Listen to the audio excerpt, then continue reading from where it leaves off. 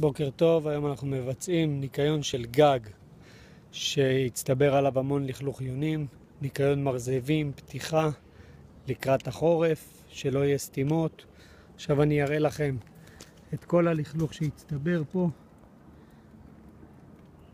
יש פה המון לכלוך שהוא יורד במסה אחת לכיוון המרזבים, סותם אותם. בצד הזה ניתן לראות כבר לאחר הניקיון.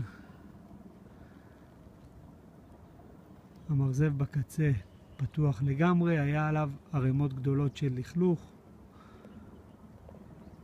אביב הרחקת יונים, גם פתיחת מרזבים לקראת החורף. אביב הרחקת יונים 0506 79 5053.